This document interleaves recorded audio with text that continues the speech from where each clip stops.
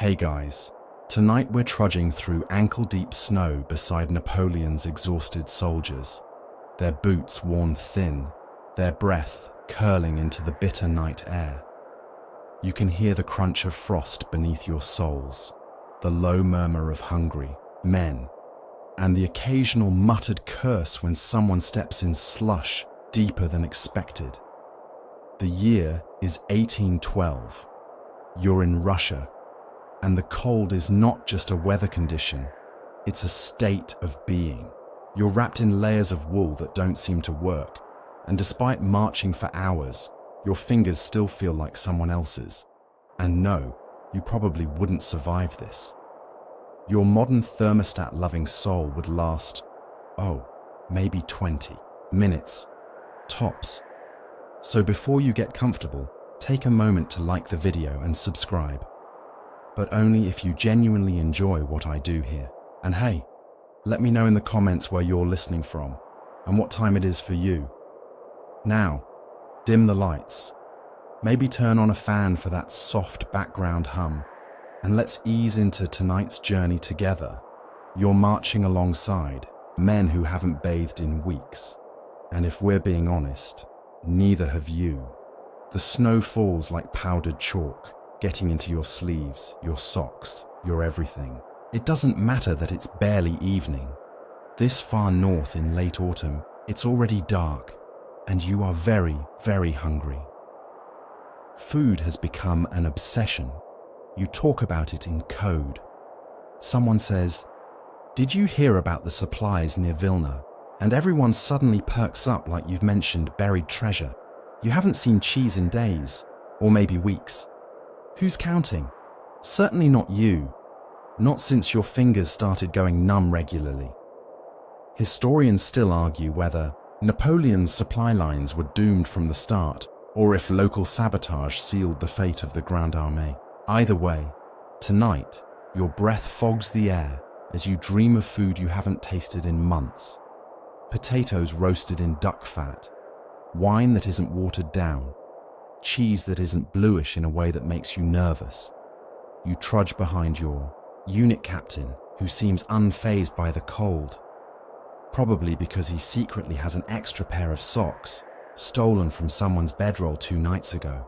Trust is not a common currency anymore, but grumbling, that's available in abundance. Ahead, someone yells, "Wagon! Wagon!" and the mood shifts from despair to cautious hope. The ration cart has arrived. Now, don't get too excited. This isn't some Michelin star miracle. It's a creaky, half-frozen wooden cart drawn by a skeletal horse that looks like it might prefer death to dragging this load through icy mud.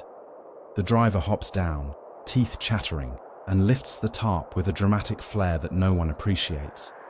Inside, a few sacks of flour, a bundle of salted pork wrapped in questionable canvas, and, be still your beating heart, a small crate containing several wheels of cheese. You haven't seen your fellow soldiers move this fast since that one time someone mistook a dead goat for a bear. They crowd around, forming something between a line and a mob. The quartermaster starts shouting names and handing out rations like he's distributing rare gemstones. When he gets to you, he squints at his list, looks up, and casually tosses you a small, pale wedge. It hits your chest like a brick and drops into your hands. It's hard, very hard, possibly harder than the biscuits you tried to soak in tea last week, which somehow bent your spoon. You stare at it in awe. Real cheese. Possibly cow's milk, possibly goats, possibly some battlefield hybrid involving whatever animal survived the march this far. You don't care. You cradle it like a newborn. Your friend Jacques, a wiry Frenchman with permanently wind-chapped cheeks, peers over.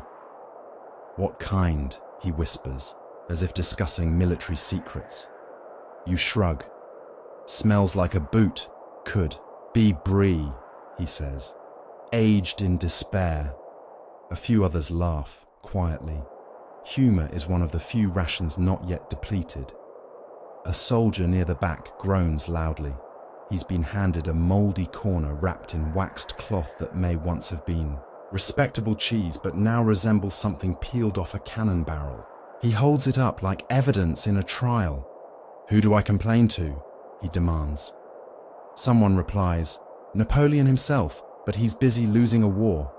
Laughter again, just a little. It's enough to warm the air around you for a moment. Still, the cheese is real. You break off a piece and pop it in your mouth. It's cold, too cold to really taste, but it begins to thaw against your tongue, and the fat coats your mouth in a way that makes you forget, briefly, about the pain in your toes. It's not delicious exactly, but it's not snow, so that's a win. You and Jacques sit on an overturned drum to share your wedges, comparing textures like 19th century food critics with frostbitten noses. Someone farther down the line claims theirs smells like almonds. Someone else counters that it smells like sadness. You decide to ignore the notes of ammonia and pretend it's fine-aged Gruyere. Historians have noted the surprising obsession Napoleon's army had with cheese. Some regiments were even known to carry regional favorites, Comté, Roquefort, or occasionally a rustic Tom if they were lucky. But out here, deep in the Russian winter, regional identity has faded under snowdrifts and shattered supply lines. Now, it's just cheese or no cheese. And tonight, you're one of the lucky ones.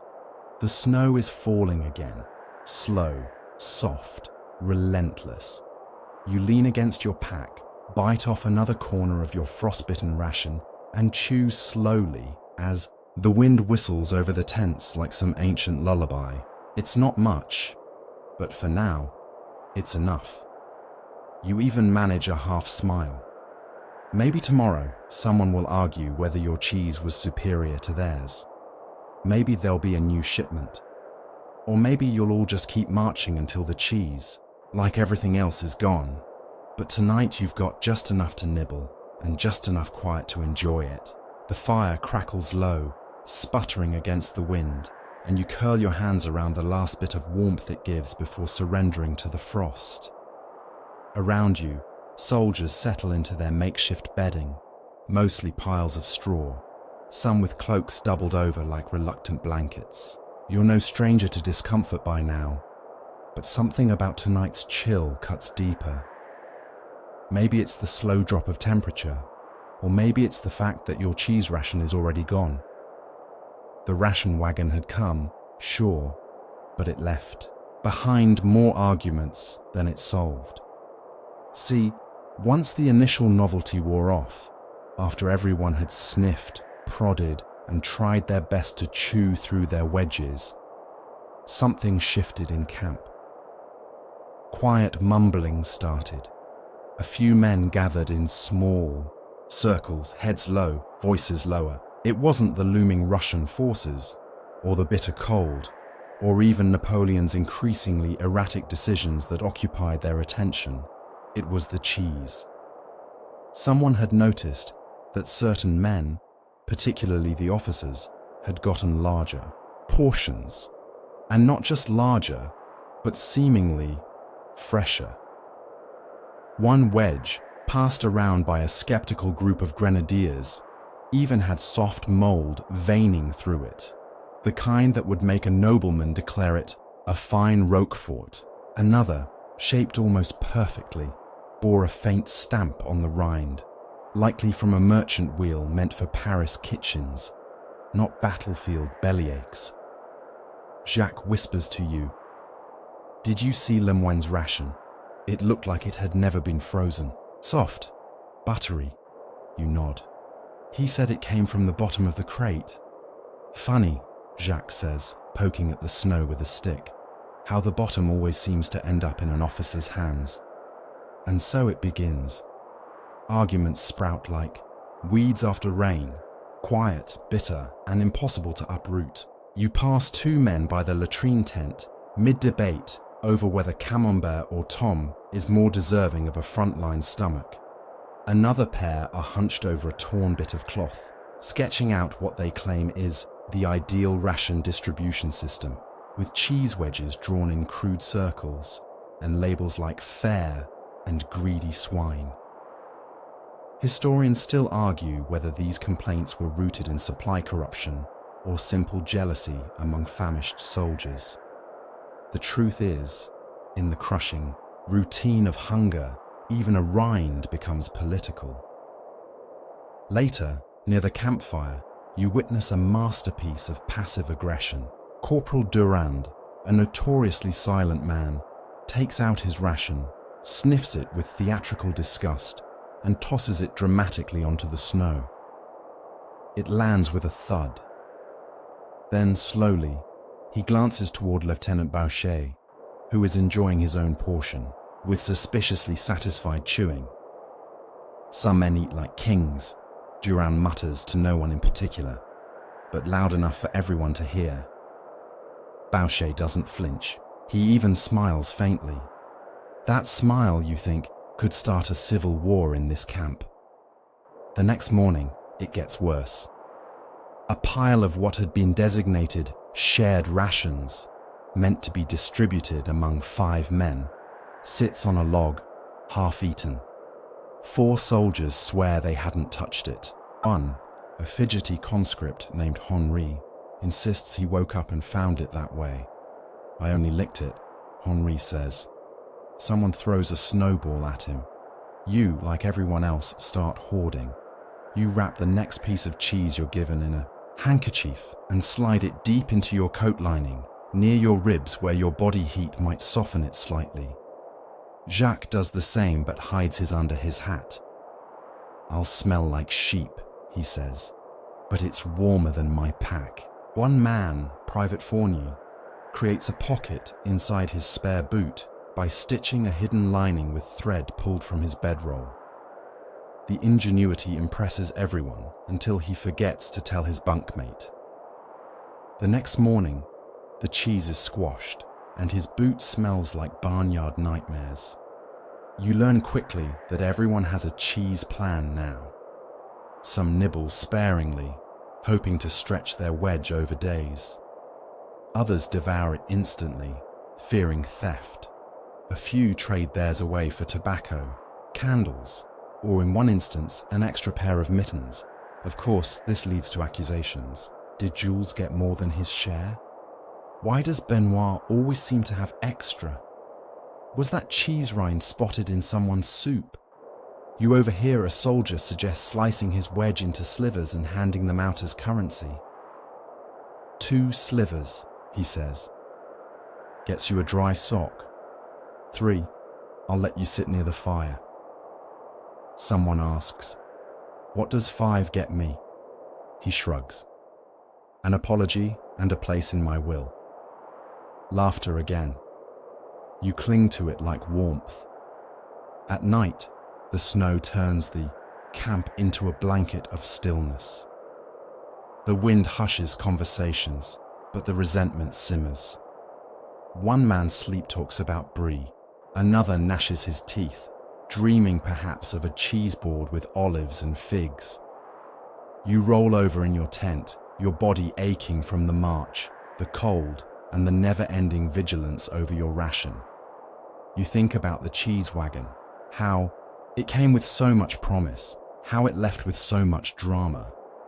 You also think about Napoleon, that elusive figure who seems to drift just outside your reach, the man in the fine coat, allegedly favoring his own stash of rich dairy delights, while the rest of you chew waxy wedges that crack like pottery shards.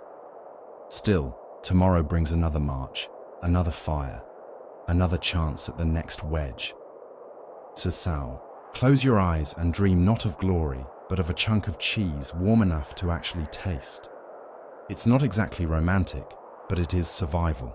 It's the 3rd day since the wagon came, and the cheese is still causing issues.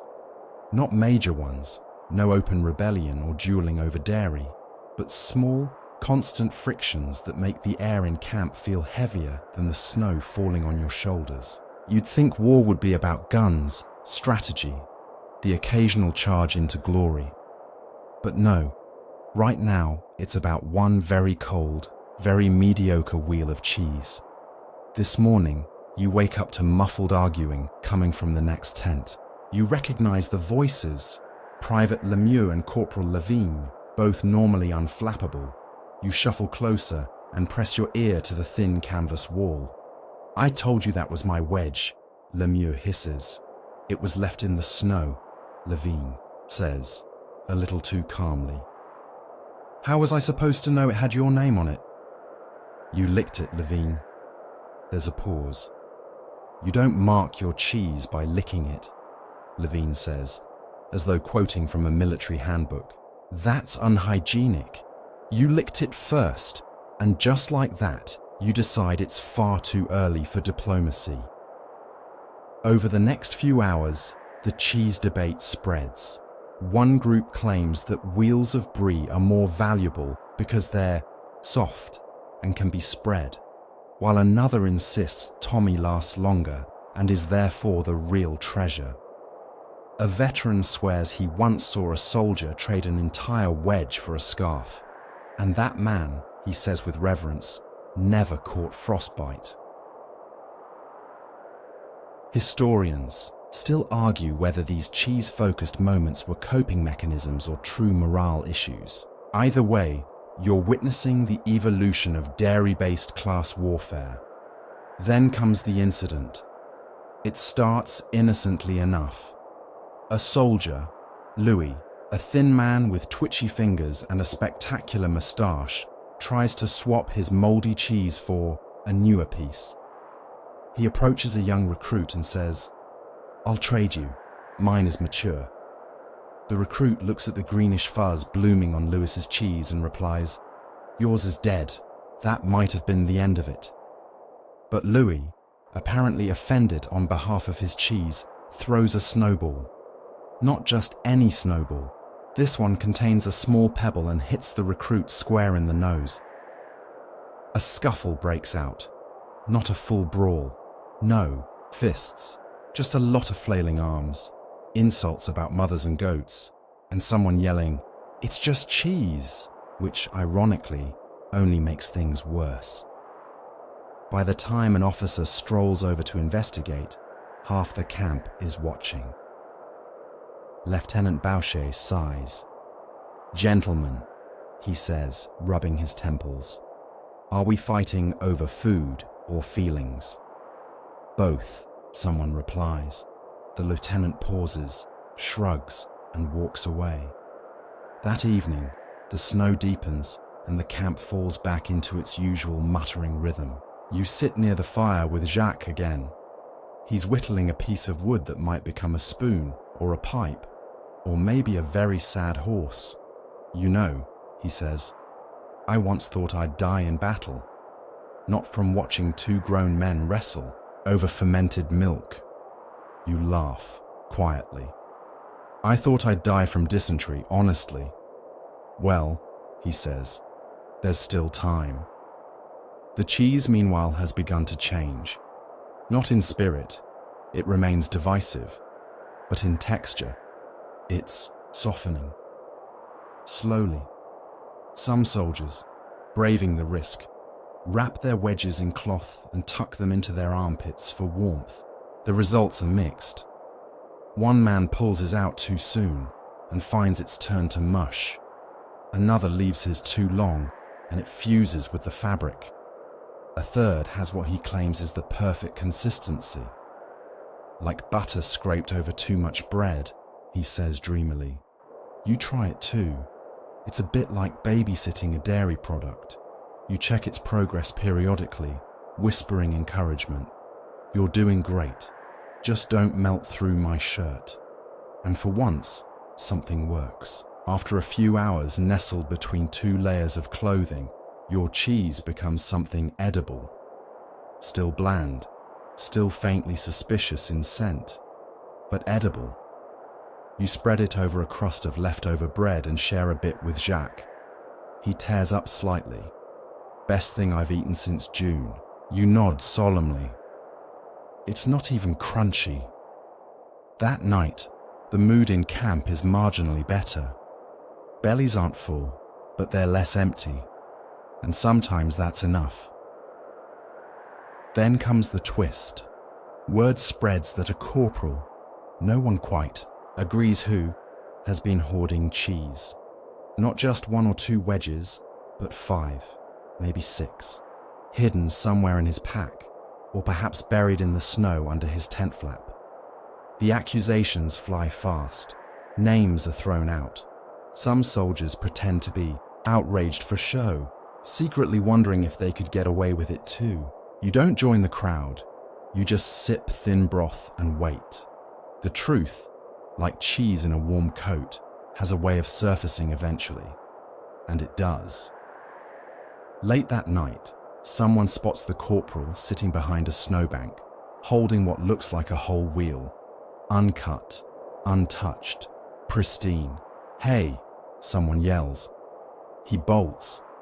The chase is slow. No one moves quickly through snow in patched boots, but it is committed. Half the regiment lumbers after him, puffing clouds of breath into the dark. He trips. The cheese rolls. It lands dramatically into the fire. Everyone freezes. For a heartbeat, no one moves. Then a wail cuts through the night. "You cooked it!" someone shrieks. "You monster!" It's unclear whether they mean the corporal or the flames. Someone grabs a stick and pokes the melting cheese, now oozing like fondue across charred logs. You, never one to waste food, take a bit of biscuit and scoop a corner. It burns your tongue, totally worth it. By morning, the fire has long since gone cold, and with it, the once glorious vision of that entire wheel of cheese. The ashes still smell faintly tangy, and a scorched bit of rind curls on the edge of a half-melted log like a sad souvenir. Jacques eyes it grimly. "We lost a hero last night. May it rest in Gruyere," you murmur. The mood is somber. Not because someone hoarded rations, honestly, no one's surprised, but because the hoard was found and burned. There's something profoundly tragic about that, like discovering a treasure chest and realizing it's full of moldy socks. Still, life must go on. The army doesn't wait for mourners or melted cheese. The drums beat, the boots shuffle, and the march continues. You pull your pack over your shoulder and feel the familiar lurch in your spine as the weight reminds you that comfort is a memory from a different life. As you trudge along the icy road, the men begin talking about the hoarder. Theories emerge like steam off morning tea. Was he really saving it for himself? Was it a gift from an officer? Did he plan to sell it to the Russians? Or maybe, Jacques says with exaggerated suspicion, he is a Russian. You raise an eyebrow. A Russian who joined Napoleon's army just to ruin our dairy morale. He nods solemnly. A slow, cold plan. Diabolical. You're not sure what's worse. Freezing fingers, chapped lips, or having this conversation before breakfast. Still, food remains the main source of entertainment, even when it's in short supply. The army's logistics were supposed to be magnificent. Wagons packed with flour, dried vegetables, wine, and yes, cheese.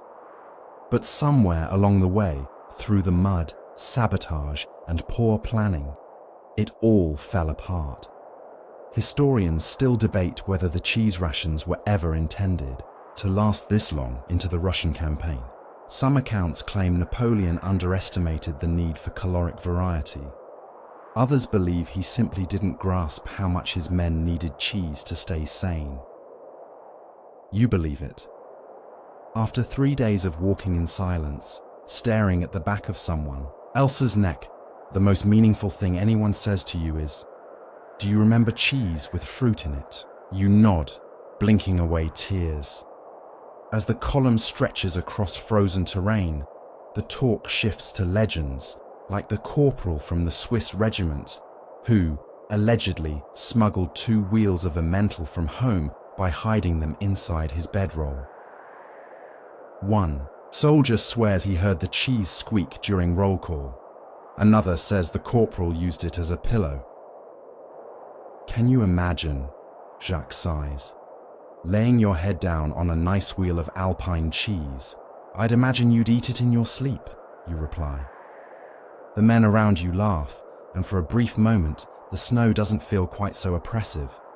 It's funny how fermented milk can keep an army from falling apart, until it does. That evening, you arrive at another camp, a half-frozen field with trenches dug more out of habit than strategy. You stomp out a spot for your tent, boil a bit of water, and unwrap your remaining ration, a sliver of cheese, carefully tucked away days ago, miraculously uncrushed.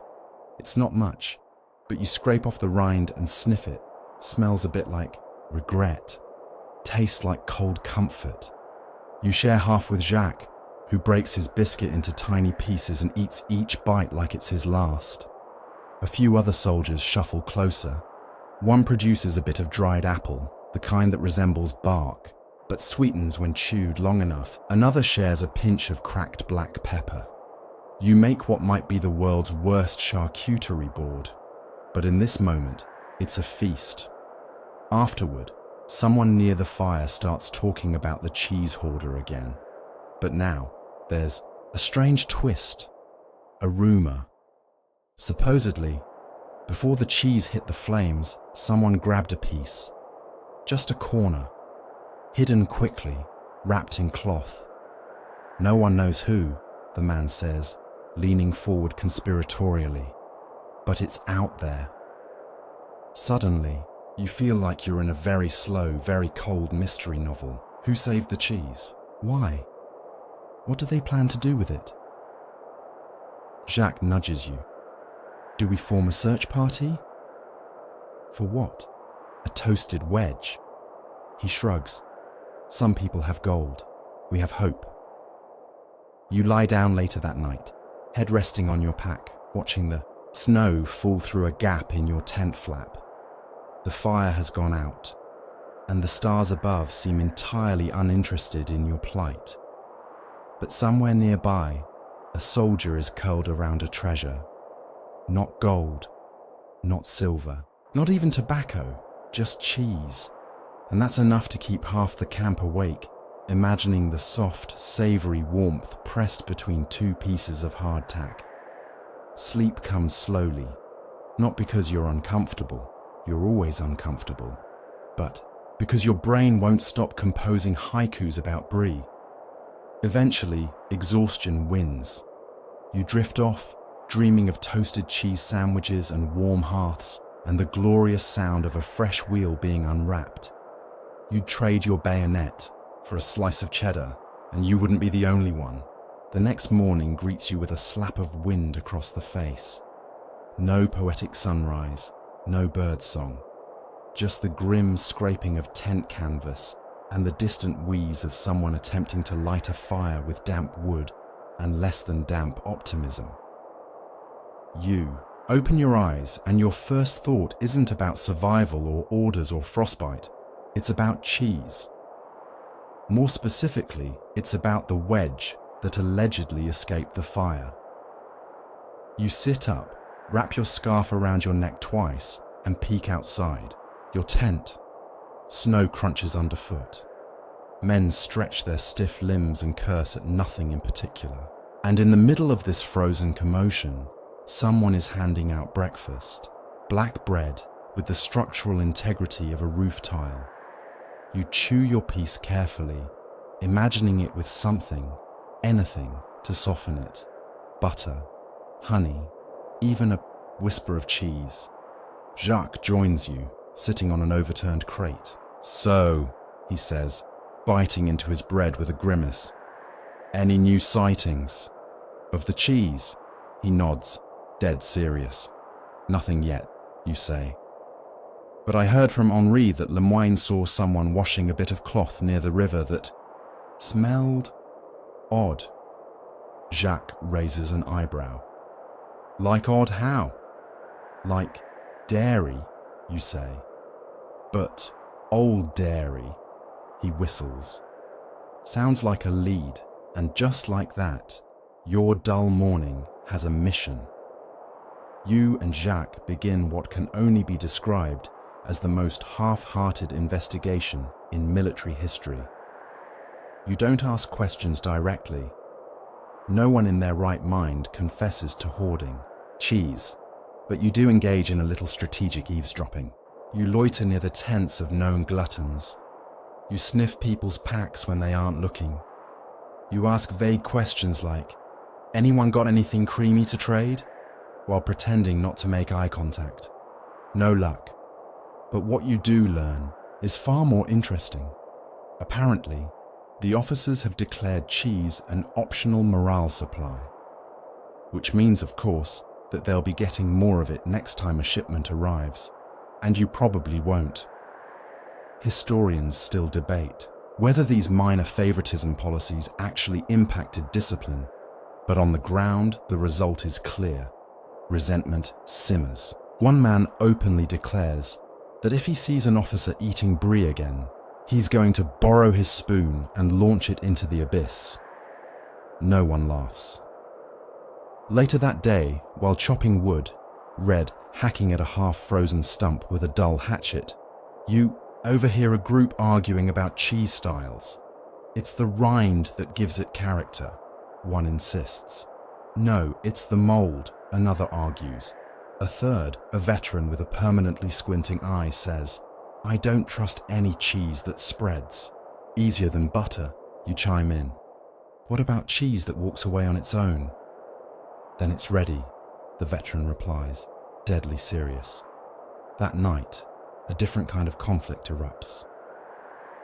During the mealtime gathering around the central campfire, someone unrolls a pair of spare socks from their bag, and inside, shockingly, impossibly, is a wedge of cheese. Slightly melted, still wrapped, gasps ripple through the group like cannon fire. Someone drops their tin cup. A few lean in closer. It's not a hallucination. It's real. And it's still warm. The man, no one knows his name, stares down at the discovery, clearly horrified. "These aren't my socks," he says. The group erupts. "Then whose socks are they?" A frantic search begins. Tents are overturned. Packs are rifled through. Socks are sniffed with reckless abandon. The wedge is confiscated for evidence, and a guard is posted to watch over it. There's talk of holding a trial. Jacques suggests setting up a council. "We'll call it the Tribunal of Dairy," he whispers to you, eyes gleaming with enthusiasm. The wedge is eventually sliced up and shared, an effort to avoid bloodshed. Each man gets a sliver no wider than a thumbnail. You let it melt on your tongue. It tastes like salty butter and old secrets. You chew slowly, reverently. No one speaks for several minutes afterward. Later that night, as snow begins to fall again, you find yourself back by the fire, staring into the flames. Jacques sits nearby, wrapping his hands in a strip of cloth and humming something off-key. "You know," he says, "there's something spiritual about all this." You raise an eyebrow. "Not war. The cheese." You blink. "I mean, think about it," he continues. "It brings people together. It drives them apart. It inspires crime, loyalty, even poetry." You laugh. "You're romanticizing cheese." He nods. "Because it deserves it." You stare into the fire, considering the quiet madness that cheese has brought to this camp. And you realize he's not wrong.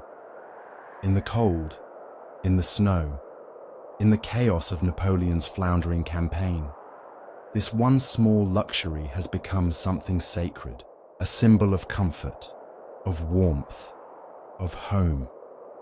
And right now, that's all you have. The fire crackles, the wind howls gently across the camp. Somewhere, another cheese-related conspiracy is no doubt beginning to form. But for now, your belly is full. Just enough, and your feet miraculously don't hurt. You close your eyes, and sleep comes. And yes, you dream of cheese.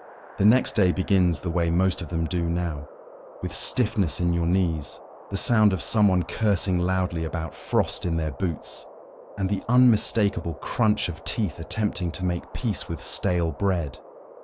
You roll out of your tent, blinking into the hazy light, your breath clouding the air like steam rising off a forgotten kettle. No sign of fresh cheese. But then again, you didn't expect a miracle. Still, something is different. As you make your way toward the fire pit, now just a ring of ash and hope, a commotion catches your ear. Laughter. The rare kind, the honest, throat-deep chuckles that only happen when soldiers forget momentarily they're in a frozen wasteland. You follow the sound and find a handful of men in a small clearing between tents, slipping, sliding, and tossing snowballs like giddy children. But these aren't your average snowballs. No, these are oddly misshapen, with strange bulges and yellowish streaks poking out the sides. You step closer. Is that cheese? One man, panting from dodging a missile, grins. Hard cheese makes excellent packing. Another yells, "Direct hit! Brie to the face!" A third is busy molding what looks like a cannonball, using a wedge of Tom as the core. "Just wait until the officers see this," he says, eyes twinkling with mischief. And they do. Moments later, an officer storms into the chaos, hands on hips, an expression that could sour milk. "What in God's name is this?" he barks. "Military. Training, sir," someone says, barely holding back a smirk. "Improvised weapons drill." The officer looks unconvinced, but perhaps sensing the futility of discipline in the face of dairy-based warfare, turns on his heel and walks off without further comment. You don't throw any cheese yourself. You've got principles, and more. Importantly, you don't want to lose the tiny scrap you've got left tucked safely inside your coat. But you do laugh. And in a place like this, that's almost as valuable. Later, as the sun dips lower and casts long blue shadows across the snow, you sit beside Jacques, still chuckling over the afternoon's antics. He's scraping cheese residue off his sleeve. "Do you think," he asks, "that there'll be museums someday? Places where people talk about this?" You raise an eyebrow. "What, the Great Cheese Battle of Minsk?" He nods. "Exactly. Exhibits about wedge sizes, the lost wheel of Corporal Durand, maybe even replicas. You think people will want to remember this?" Jacques pauses. "Maybe not the war, but the cheese. Definitely." You sip from your tin cup, lukewarm tea flavored with more snow than leaves, and glance up at the darkening sky. He may be joking, but something about the idea sticks with you. In the middle of such a vast, grim campaign, it's not the battles you remember first, it's the moments of absurd humanity. Like this one. Watching grown men hurl moldy cheese through the air, dodging behind snowbanks, calling each other names that somehow manage to be both insults and compliments.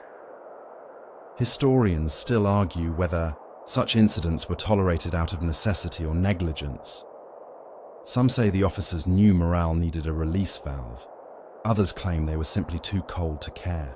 Either way, the cheese wars continue, unofficial and ever escalating. By candlelight that evening, you overhear another story. Apparently, one soldier claims to have invented a game involving rations. You use wedges of cheese as betting chips, and the loser has to eat their own sockwater soup. No one's quite sure of the rules, but the idea spreads quickly. Before long, men are huddled around crates, whispering about the dairy steaks, and guarding their wedges like royal jewels. Of course, there's always one who takes it too far. That night, during a particularly aggressive round, one man accuses another of cheating, claiming he added wax to his wedge to make it heavier. A scuffle breaks out, someone slips on a biscuit, and a pot of stew gets kicked over in the chaos. Jacques surveys the mess. "We are the finest army in Europe," he says with deadpan solemnity. You nod. "Our legacy will be one of honor and lactose." After things settle, you return to your tent, unwrapping your own remaining cheese like it's a letter from home. It's shrunk a little, dried at the edges, but still carries that faintly nutty scent. You break off a piece, place it on your tongue, and close your eyes. For a second, you imagine you're not in a war. You're not freezing. You're not far from home. You're just having a midnight snack, somewhere safe, where the bread isn't rock, and no one has tried to use dairy as a weapon in the past 24 hours. You chew slowly, and then, just before sleep claims you, Jacques mutters, "Tomorrow, I'm crafting a wheel of fake cheese out of mashed beans and snow. We'll see how long it fools them." You smile in the dark. It might work, and even if it doesn't, it'll make for a decent story. And that really is all you've got out here. Morning again. But today, the air feels even sharper, like it's been freshly wetted overnight, ready to slice through your every breath. Your nose stings, your teeth ache from the chill. Your fingers, even tucked in mittens, feel like someone's replaced them with frozen carrots. And yet, as always, you wake up thinking about cheese. You step outside your tent and immediately hear the low murmur of debate. It's happening again. A semicircle of soldiers are gathered near the mess station, standing with arms crossed, boots planted, and expressions of great seriousness. This is not about enemy movement, or weather, or leadership. It's about cheese philosophy. Soft.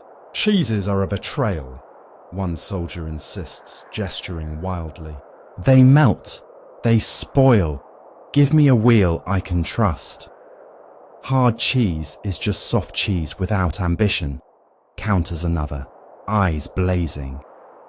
Jacques slides in beside you, munching on a stale crust. "I've been waiting for this all week. You..." Glance at him. "Waiting for what exactly?" He grins. "The cheese lecture." And that's when it happens. A voice from the back says, "Well, in my village, cheese had rules." The crowd turns. It's Klaus, the stoic Swiss soldier who rarely speaks unless absolutely necessary. People say he once disarmed a bandit using only a cowbell. Others say he keeps a wedge of Emmental in his Bible.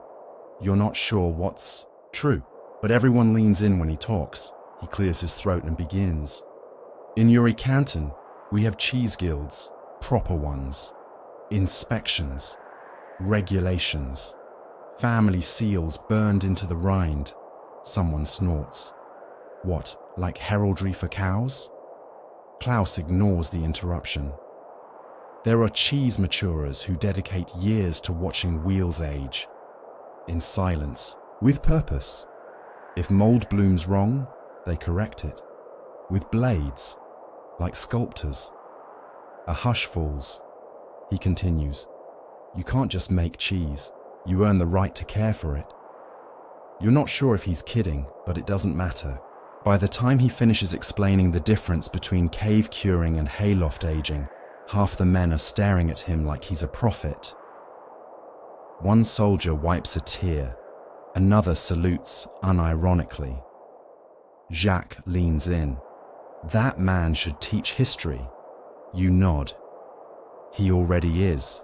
Historians still discuss the structure and influence of Swiss dairy guilds, some dating back to the Middle Ages, but rarely, if ever, do they touch on their impact in the middle of a military camp in Russia. That part is yours alone. By midday, the Cheese Guild conversation has evolved into action.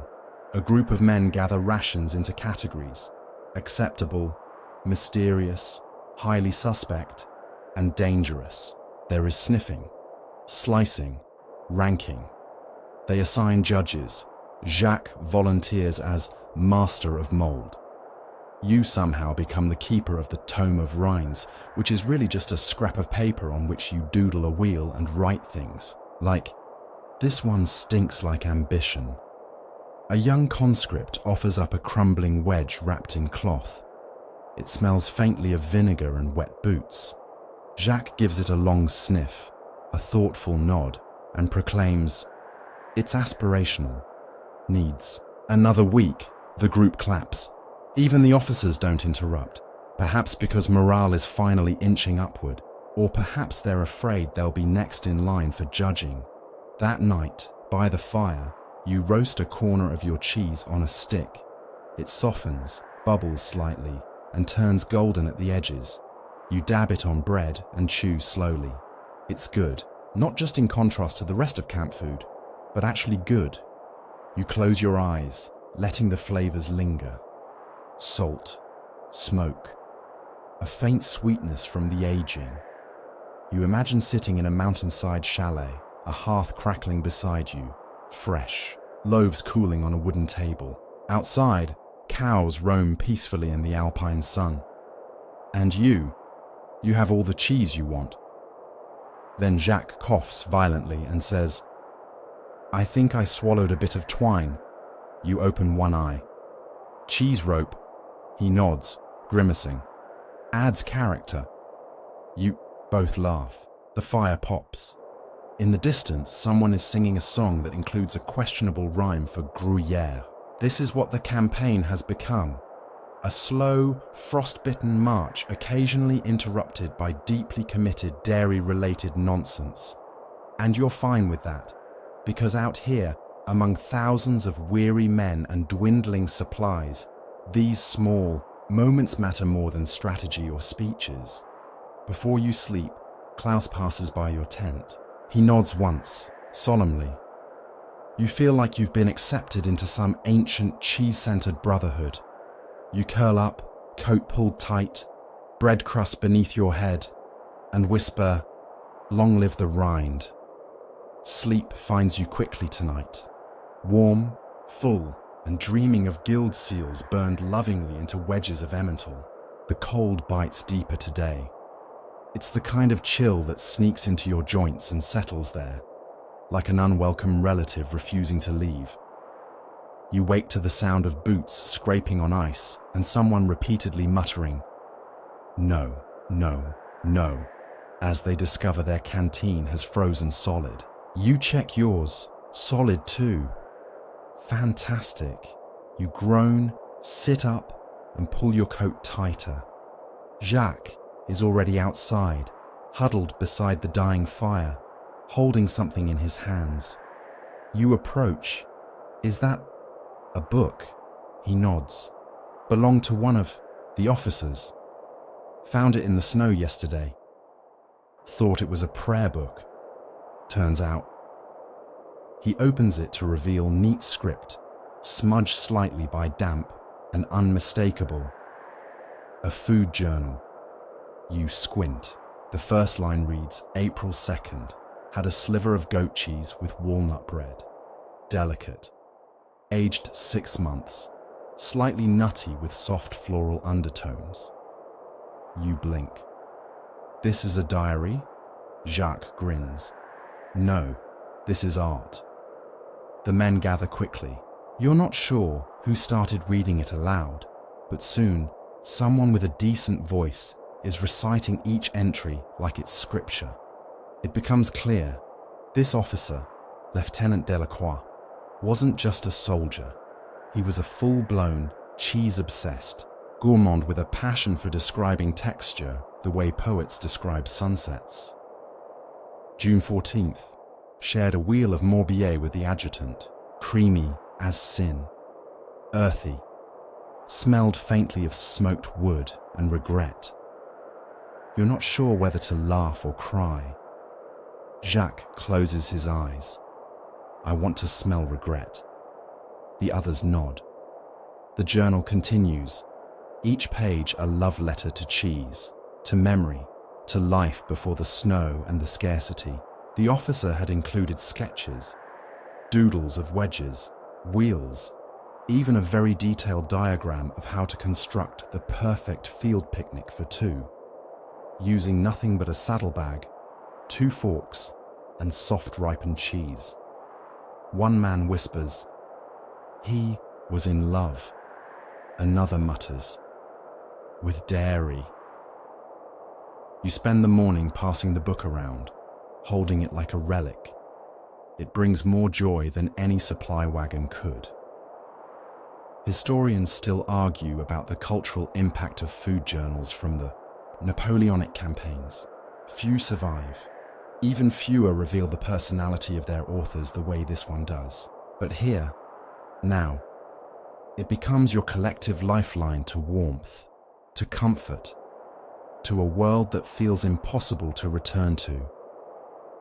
Later, as the wind picks up and the snow resumes its gentle assault, someone suggests recreating one of Delacroix's pairings. There isn't much to work with, but you manage. A crust of bread, some dried apple slices, and a melted sliver of cheese warmed over a tin spoon. You call it the Delacroix Special, and honestly, it's not bad.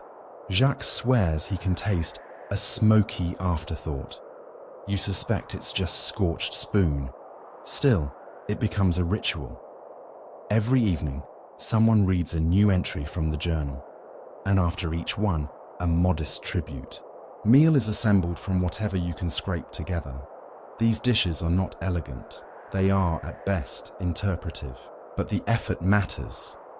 One night, the journal details an extravagant tale. August 29th, attended a countryside fete. Cheese course included reblochon, comté, and a daring young sheep's milk wedge called le foudre. I nearly proposed marriage. This becomes legend. Jacques claims he dreams of le foudre nightly. You reply, "Sounds like a cheese that punches you in the mouth and leaves flowers." The group decides le foudre must have been banned by Napoleon for being too delicious. Or perhaps it turned the tide of a battle. Or maybe, just maybe, it was Delacroix's one true love, lost to history, but now immortalized in these pages. Of course, not everyone understands. A passing sergeant rolls his eyes at the group. "A war camp is no place for cheese poetry," he says. A private answers, "Then what is it a place for?" The sergeant has no response. That night, under a tarp that rattles like dry paper in the wind, you and Jacques read one more entry before sleep. October the 2nd. Dreamed I was swimming in a lake of warm raclette. Woke hungry and slightly damp. You nod solemnly. Relatable. Before turning in, you take a moment to write in the margins. January 12th. Delacroix's book saved the morale of 14 freezing fools today. Pairing, cheese fumes, and wistful hope. It may not be historically accurate, but it's true. The camp grows quiet. Snow falls steadily. And somewhere, you imagine Lieutenant Delacroix, long gone, nodding approvingly from a great cheese board in the sky. You close your eyes and fall asleep smiling, surrounded by cold, but warmed by words, memory, and melted slivers of comfort. The riverbank is quieter than usual today, which is odd, considering how much drama normally clings to every square meter of this camp, like frost on a tent flap. The snow here is deeper, softer, muffling footsteps and arguments alike. You step, carefully, boots crunching as you near the spot where rumor says the fish cake vendor used to set up, before war swept across everything like a careless hand wiping crumbs from a table. You're here chasing more than just curiosity. Word has it, someone spotted a soldier frying something. That, alone, is worth investigating. You reach the river's edge, mostly frozen over now, save for a sluggish current cutting through the middle like a tired vein. And sure enough, there he is, a young conscript, hunched over a dented mess tin, steam curling up around him like a halo.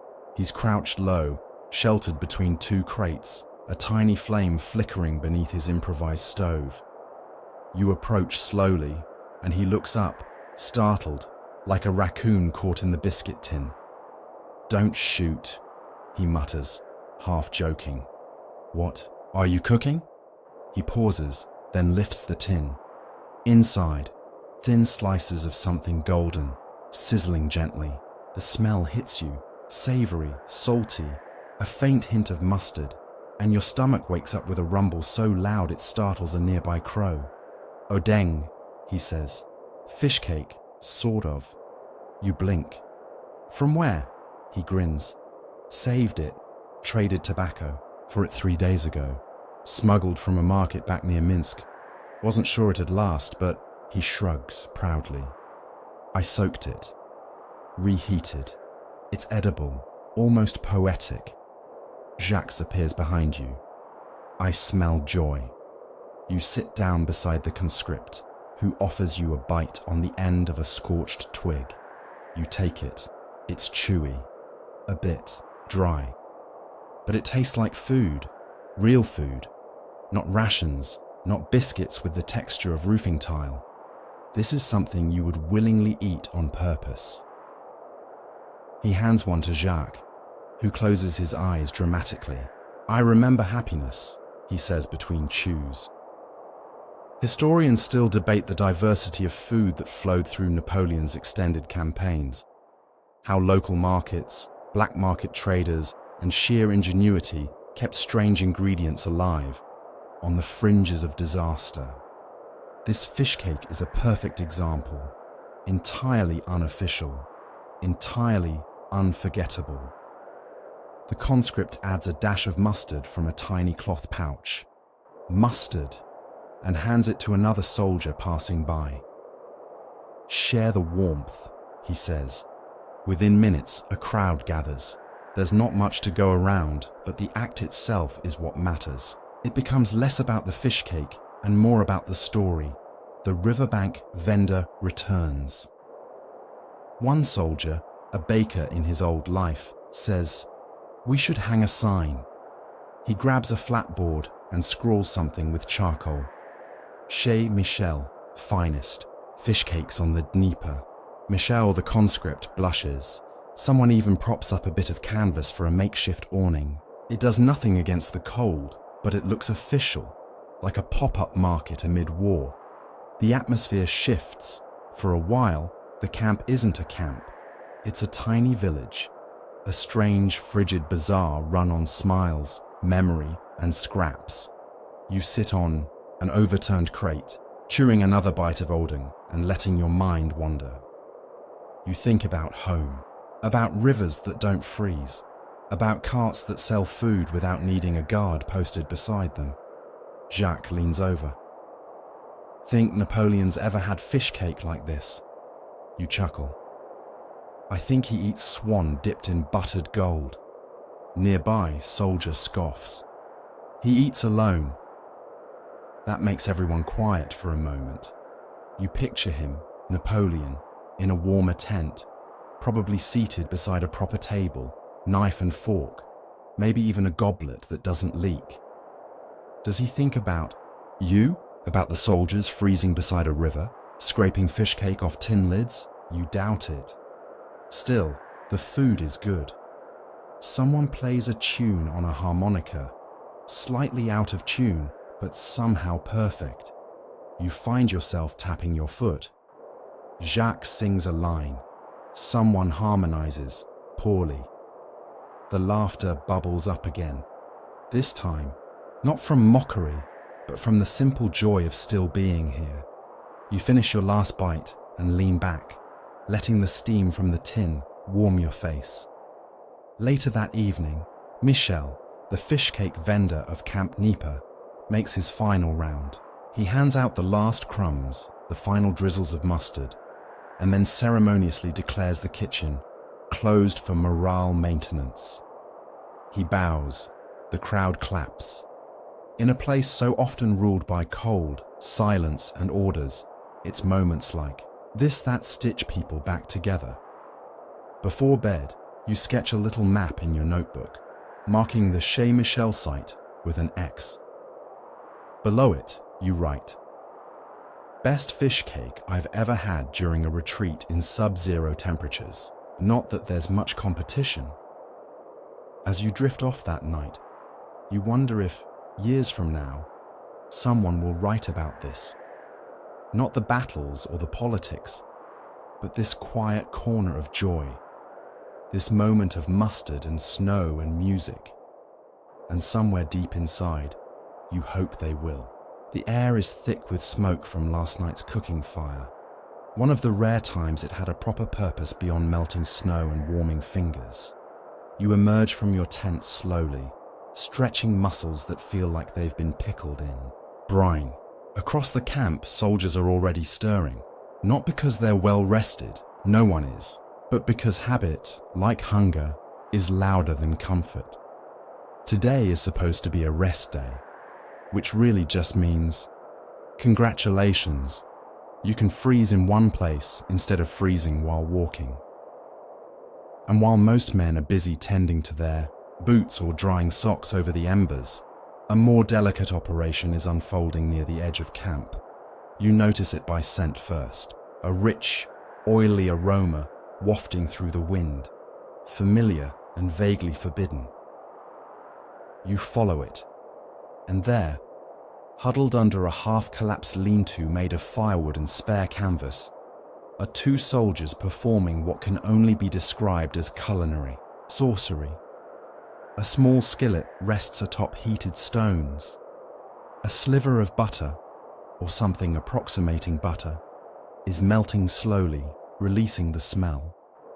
In the pan lies eel. You blink. Is that what I think it is? One of the men, a short fellow, with the untrustworthy grin of a habitual liar, nods. Fresh water from the stream. You glance at Jacques, who looks equally confused and intrigued. "We have eels now?" "They have eels," the soldier says, jabbing a thumb toward the other man. "I have secrets."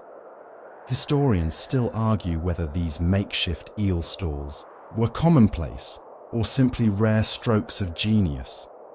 Either way, you're witnessing one now. The eel sizzles quietly. The men flip it with a fork made from two knife tips bound with string. One soldier adds a pinch of something, a mix of dried herbs and salt. He claims he stole from a Prussian officer's pack 2 weeks ago. Then comes the twist. From beneath a folded rag, one of them pulls out what looks like a small block of cheese. You stare. "You're pairing eel with cheese?" Jacques asks, stunned. "Eel is oily," the cook says, entirely serious. "Needs a counterbalance, something sharp, a little funk, a little flirt." Jacques blinks. "You talk about food like it's courting someone." The man grins. "That's because I love her." There's no arguing with that kind of commitment. Soon, a line starts forming. No signs, no prices, just curious soldiers catching wind of a dish that sounds both deeply wrong and incredibly right. They murmur to one another about the oddity of it all. Grilled eel and melted cheese on broken biscuit rounds, sometimes served with a drizzle of weak vinegar if you're lucky. You take your turn in line, watching as the dish takes shape. It looks strange. It smells divine. When your turn comes, you cradle the plate like it's sacred. The eel is soft and smoky. The cheese, barely a shaving, melts just enough to cling. The combination is alarming. In a good way. You take a bite. It's salty, tangy, rich. It clings to your palate like an ex-lover you almost call back. You chew slowly, making it last. Jacques stares at his plate like it just told him it loved him. "This is," he says between bites, "what I imagine the inside of Napoleon's tent tastes like." You chuckle. Only more honest. After a while, the eel runs out, but the legend is born. The eel stall becomes camp myth. Men start naming it. The Anguilla affair. From stream to steam. The cheese and slither. One soldier claims it gave him strength to finish mending his boots. Another swears it cured his cough. Yet another says he had a dream that night in which the eel spoke to him in Latin and told him he'd survive the winter. For a while, the cheese debates die down. Not because people no longer care, but because they've found something to agree on. Eel and cheese is unholy, delicious, and exactly what they needed. You and Jacques sit together that night, sharing the last bits of your ration. "You think there's eel in Paris?" he asks. You shrug. "Maybe in the Seine, but I doubt it talks." He smiles. "I'd name it Henri, feed it cheese ends, start a restaurant, call it fromage and fins." You both laugh quietly, the kind of laugh that aches a little because it's warm and real.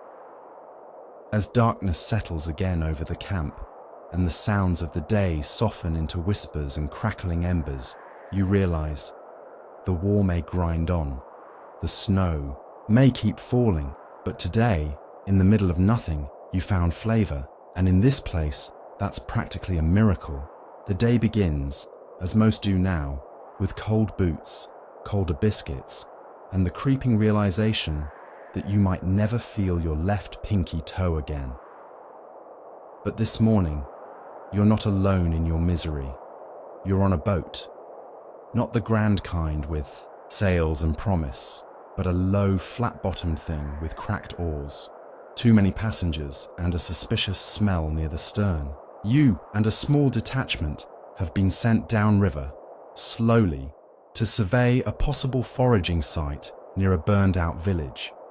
It's supposed to be uneventful, which in military speak means something is definitely going to go wrong. But as the sun struggles to rise over the frosted treetops and the current nudges your boat past sleeping birches and ice floes, something unusual happens. The man across from you unwraps a cloth bundle and pulls out food. Real food. A bite-sized rice ball wrapped in a strip of something green. A few slices of dried mushroom, and, wait for it, a cheese wedge the size of your thumb. You stare. He offers no explanation, just breaks the rice ball in half and hands you a piece. It's dense, nutty, slightly sweet. You chew slowly as the cold wind whips across the deck. For a moment, you're transported. You're not in a war. You're not on a frozen barge. You're sitting cross-legged on a picnic cloth under plum blossoms, far from here. Jacques raises his eyebrows. "Where'd you get that?" The man, an older soldier from the southern provinces, just smiles. "Giola province. My wife sent me with these. Dried, wrapped, and sealed. Meant to last the whole march." Jacques looks at you. "I knew we should have married women with preservation instincts." The man continues unwrapping delicacies like a magician. Slivers of dried pear, a pickled radish, and yes, another sliver of cheese, this one slightly orange, slightly mysterious. You all gather closer. He shares everything. It becomes, without planning, a full-fledged Giola-style picnic. On a boat, during a war. Someone brews weak tea using melted snow and a sprig of something herbal from a pocket. You think it's mint, but no one's sure. Another man produces a chunk of hard sausage from his sock, and no one even blinks. This is the new normal. Historians still argue whether these small riverside missions ever accomplished anything strategic, but for you, today, it accomplishes something human. Food isn't just nourishment here. It's memory, identity, proof that you existed before you were a soldier. The man begins to tell stories about his farm, about fermenting cabbage in clay pots, about his son who used to sneak chunks of cheese when no one was looking. Jacques listens with rapt attention. I didn't even know Korea made cheese. We don't, the man replies. This was French cheese, but the heart behind it? That was Jeolla. Someone mutters, I would sell my soul for a heart like that. Everyone nods in agreement. The boat drifts slowly through a thinning patch of fog. The sun finally breaks through, pale and half-hearted, but enough to warm your cheeks for a moment. You lean back, resting against your pack, stomach fuller than it's been in days, not just with food, but with feeling. A gentle hush falls over the group. Someone hums a tune, a lullaby from home maybe, and you let your eyelids droop. The motion of the river rocks you, not unlike how your mother did when you were a child. You're almost asleep when someone gently bumps your arm and offers the last piece of dried mushroom, soaked slightly from a tea spill, but still good. You take it, you chew, you smile. By the time you reach the shore near the ruined village, your spirits are higher than they have any right to be. There's no cheese there, no food, no supplies, just cold stone and collapsed roofs. But you're not crushed, because for a few hours, on that creaking little boat, you remembered who you were. You carry that warmth with you, tucked somewhere behind your ribs like a secret. That night, back at camp, Jacques leans over as you both settle into your blankets. Do you think the Jeolla man would adopt us? You chuckle. Only if we promise not to eat his cheese stash. Jacques nods. Fair terms. You drift, off with the image of that slow-moving boat gliding through frost and fog. Your stomach full and your heart just a little less cold. You wake in darkness, not from cold this time, but from noise, the soft scrape of feet, the whisper of canvas being lifted, and the unmistakable clink of ceramic against wood. It's not fear that gets you up, but curiosity. That, and the faintest whiff of something sweet. You pull on your coat and step outside, following the scent like a hound with a mission. The camp is quiet except for the occasional cough or snore. But beyond the officers' tents, just outside the low wall of stacked firewood, you see movement.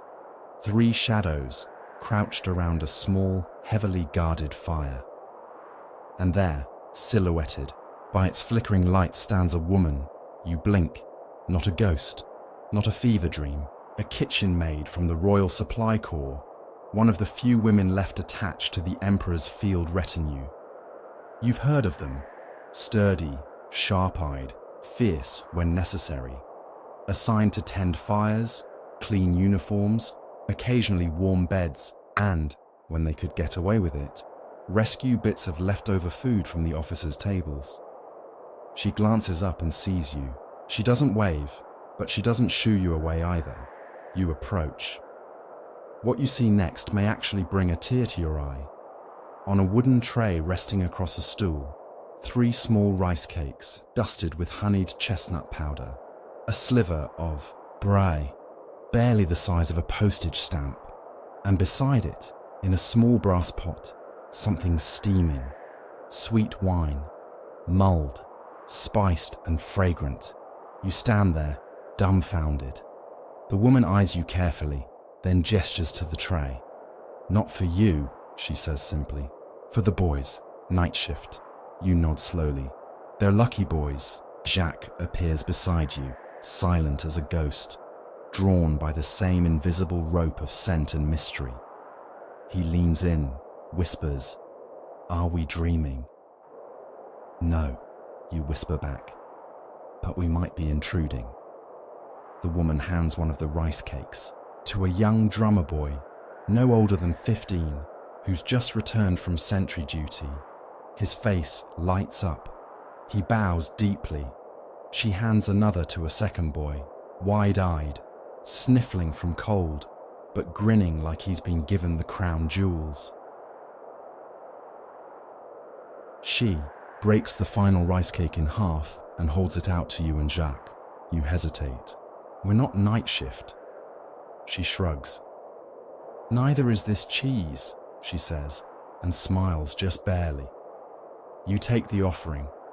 The rice cake is soft, chewy, lightly sweet. You chew slowly, reverently. The brie, barely a nibble, melts instantly. It tastes of cream and forgiveness. Jacques closes his eyes, the candlelight dancing over his face. I remember weddings, he whispers. Cake, music, people who didn't smell like goats. You laugh softly. The woman pours you each a thimbleful of the warm wine. It tastes like cinnamon and cloves and a memory you can't quite place. Maybe a festival, maybe something you saw once in a dream. You sip. The warmth travels straight to your chest. You feel human again. You ask where she got the brie, but she just shrugs. It was leftover, she says. Officers don't finish anything soft. Historians still argue about what food made it into the officers' stores during Napoleon's Russian campaign. Cheese was always there somewhere, imported or pilfered or stashed in private crates, but rarely did it trickle down to the tents of rank-and-file soldiers, unless someone brave made it trickle. You stay near the fire a while longer. The woman barely speaks, but her presence is calming. She moves efficiently, feeding the boys, tending the pot, brushing ash off the trays like a priest performing some quiet ritual. She doesn't smile often, but when she does, it's the kind of smile that says, "You'll make it," but only just. Eventually, she nods toward the path behind her. "You didn't see me," she says. "We never do," Jacques replies. You return to your tent with the last sip of sweet wine clinging to your tongue and the soft taste of brie still melting in your thoughts. As you lay back down, the sky just beginning to pale beyond the tarp, you think of that quiet fire and the hands that made sweetness possible in a place built of salt and ash. There's something powerful in that. Not rebellion, not revolution, just kindness, delivered in crumbs. You wake to bells, not loud, not urgent, just a soft clang in the distance, the kind that sounds more ceremonial than functional. For a moment, you're confused. Bells, out here. Then you remember where you are, near Heinze, a detour, a delay, a rare moment of rest tucked beside a temple known more for its ancient scrolls than its strategic value. The soldiers were told to stay outside the outer walls, quiet, respectful, no shouting, no boots past the gate. Most obey, partly out of reverence, partly because they're too tired to disobey. You, curious as ever, wander toward the edge of the temple grounds, and that's where you see him, a monk older than most stones you've slept on, seated cross-legged on a worn mat, staring into the distance as if trying to see the next century. He wears a robe the color of ash and earth. He doesn't move when you approach, doesn't flinch when Jacques stumbles over a root nearby. Instead, he turns his head slowly and gestures to a wooden tray beside him. Laid out with deliberate care, a small roll of seaweed, dried radish curls, a pinch of salt, and, unmistakably, a wedge of cheese. You blink. The monk smiles faintly. "We're not without indulgences," he says, voice slow as dripping honey. Jacques leans in. "Are monks supposed to have cheese?" "There are many rules," the monk replies, "and many loopholes." You sit carefully, cross-legged beside him. The ground is cold, but the moment is warm. The cheese is simple, unaged, sharp, made, the monk explains, from a mixture of goat's milk and quiet defiance. "We keep one goat," he says. "She gives just enough. The rest is discipline." He offers you a sliver. You take it with 2 fingers, bowing slightly. It's strong, rustic, with a flavor that hits the back of your throat like a lesson. Jacques nibbles and whispers, "Tastes like penance." The monk nods, amused. That's the idea. You ask him why he bothers. Why, in a life of fasting and silence, he still finds space for cheese. He doesn't answer right away. Instead, he picks up the dried radish, chews slowly, and looks toward the trees. "When you strip away everything," he says eventually, "the body still asks to be loved. Sometimes that means food. Sometimes that means heat. Sometimes that means presence." He glances at you both. "Cheese reminds me I have a body, that it needs care, that it aches." You say nothing, because what is there to say? Historians rarely mention the quiet philosophy of monks during wartime. Fewer still document the culinary traditions of monastic kitchens, especially in Korea, where dairy was neither common nor celebrated. And yet, here you are, breaking silence over fermented milk in the shadow of a temple. Later, the monk pours a tiny cup of barley tea for each of you. No words now, just steam curling upward. The wind shifts gently through the trees, and somewhere, deeper in the temple, a chime sounds, flat, metallic, ancient. You sit for a long time, not out of obligation, not because there's nowhere else to be, but because peace, once found, is hard to part with. Jacques finally breaks the silence. "You think Napoleon's ever met a monk?" You snort. If he did, he probably tried to promote him to general. The monk chuckles. You finish your tea and stand. Your legs creak. Your stomach grumbles. Not from hunger, but from having remembered what satisfaction tastes like. You bow again. The monk waves you off with the air of someone who has seen centuries come and go and knows this one will pass too. Back at camp, the mood is oddly calm.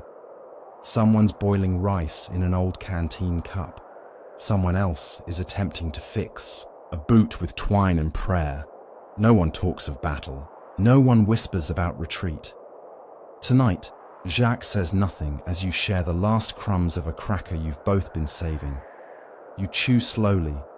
The flavors feel brighter, sharper. Maybe it's memory. Maybe it's gratitude. Maybe it's just cheese. You spend the night sleeping unusually well. No frostbitten toes. No howling wind tearing through canvas.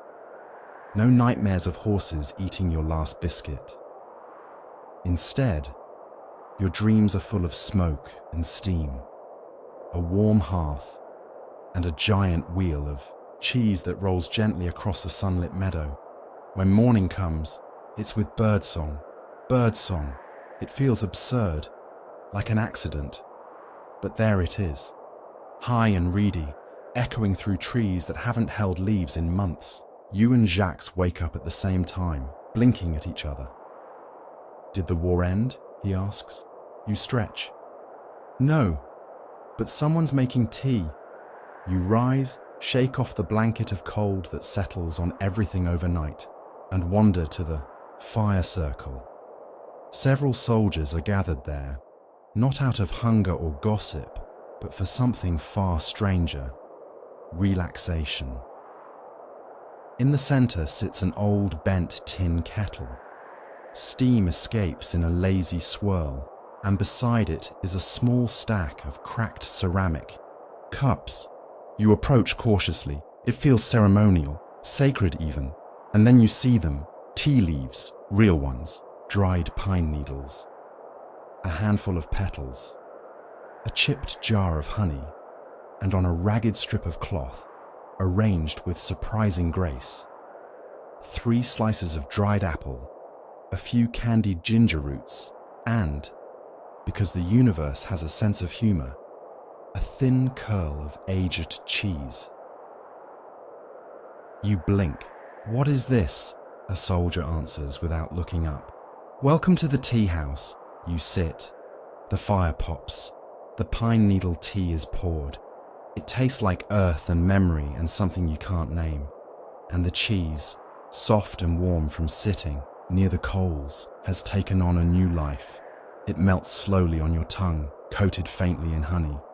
Sweet, salty, floral. Unexpected. Jacques sips, closes his eyes. "I feel like I should apologize for every bad thing I've ever said." You nod.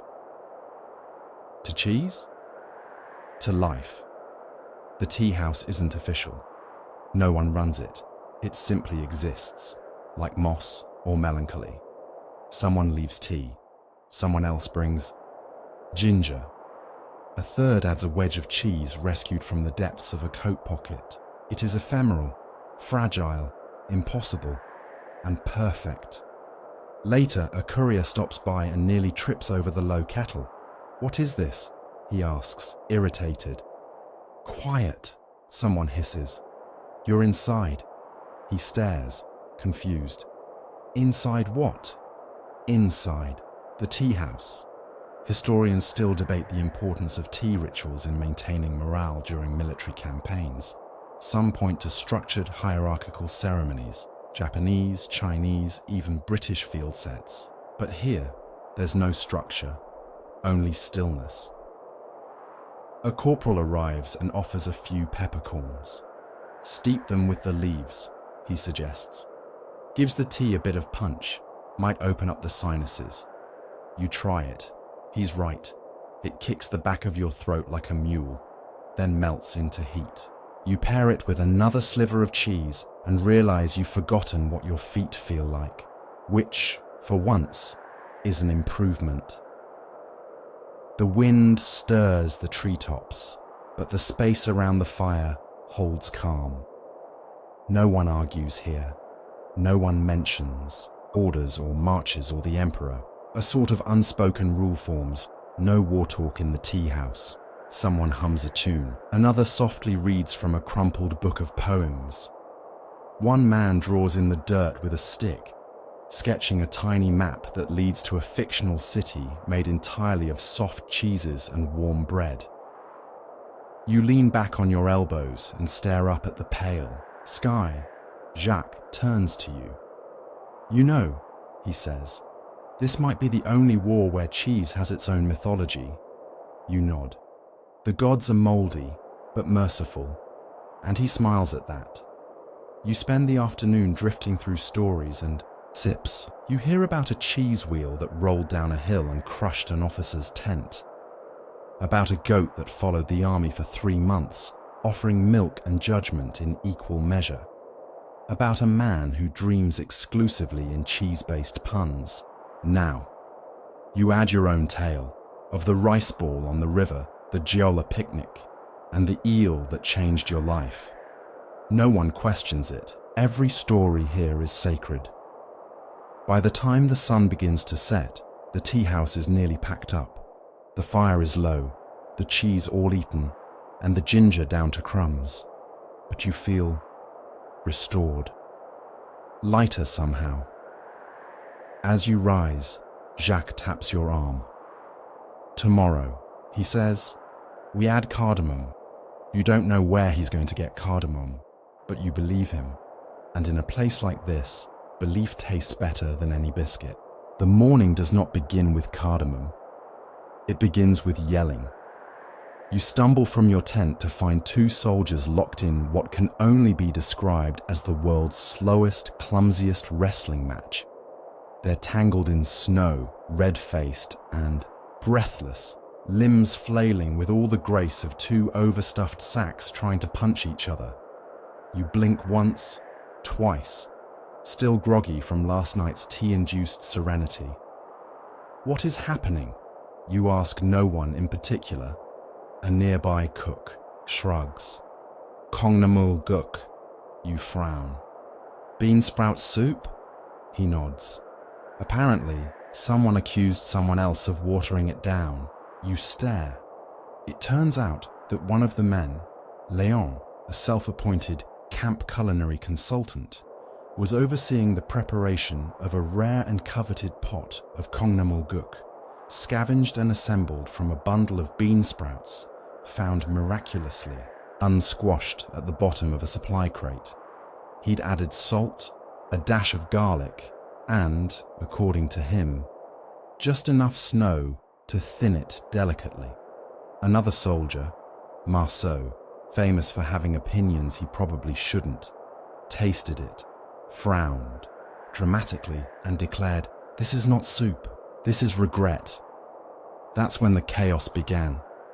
You and Jacques watch as the two men roll over a patch of ice, cursing about seasoning ratios, broth integrity, and whether a real cook would ever add vinegar to a sprout soup.